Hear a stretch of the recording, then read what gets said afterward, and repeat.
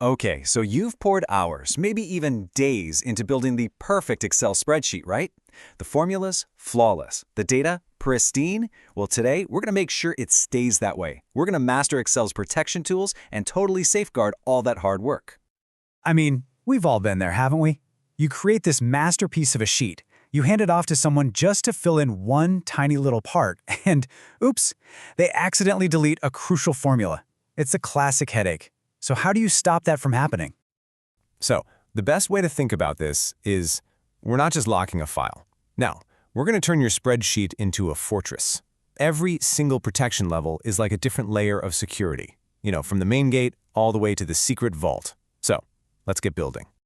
All right, first things first. Our first line of defense is going to be the most common one out there, just locking an entire sheet.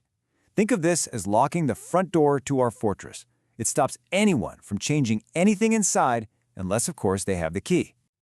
And getting this done is super straightforward. You just head over to the Review tab, click Protect Sheet. You can pop in an optional password for extra security, and then you get to choose exactly what users are allowed to do. Click OK, and boom, just like that, your front door is locked and secure. Okay, so the front door is locked. That's great, but what about the building's actual layout? We got to protect the blueprints, right?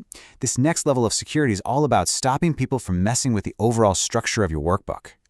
And this is just as simple, believe me. Right next to Protect Sheet on that same Review tab, you're going to see Protect Workbook. Now, this doesn't stop people from editing cells. What it does stop them from doing is adding, deleting, hiding, or even renaming your sheets. Basically, it's preventing any unauthorized renovations on our fortress. So here's the key takeaway, the big difference you need to remember. Protect Sheet is all about the stuff inside the rooms, the furniture. But Protect Workbook is about the rooms themselves, the whole floor plan. You use them together, and your fortress becomes seriously, seriously secure. All right, now for the real pro move. Because most of the time, you don't actually want to lock everything, do you?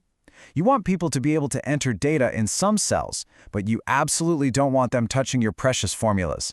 This is like creating a secure VIP section inside our fortress, letting some people in while keeping others out.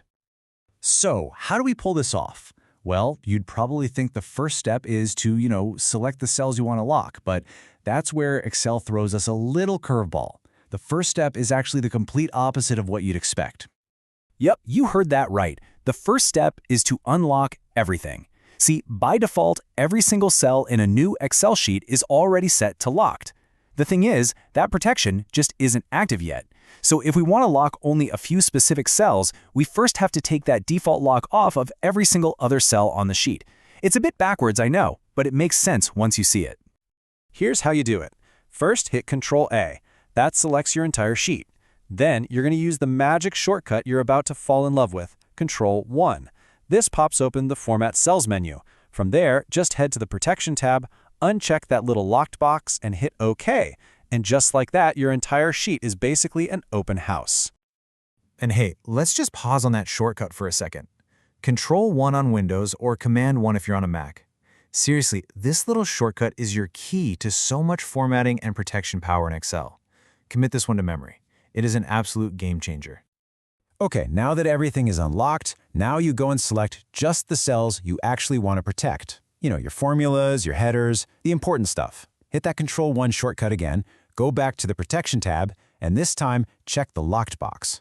But, and this is the most important part, do not forget this, none of this actually works until you do the final crucial step. You have to go back to the Review tab and click Protect Sheet to actually activate those locks you just set. Okay, let's move on to our final, and I'd say expert-level technique. So what if you have a protected sheet, but you need to give a specific person, let's say your manager, the ability to edit just one certain section? Well, you can give them a special master key for just that one area.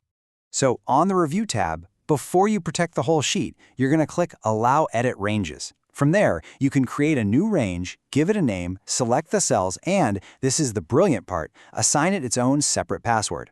Once you're done setting those up, then you apply the main Protect Sheet password to the whole thing. Now, someone can come in and edit that specific range just by entering its unique password, without needing to unlock the entire document. It's absolutely perfect for collaboration. Woo! We have covered a lot of ground in building our Excel fortress. So let's do a quick recap of the powerful new tools you now have in your protection toolkit. So let's break it down. We covered 4 main levels. Protect Sheet, that's your front door. Protect Workbook, that secures the blueprints. Locking specific cells, that's how you create your VIP section, using that clever little 2-step dance of unlocking everything first.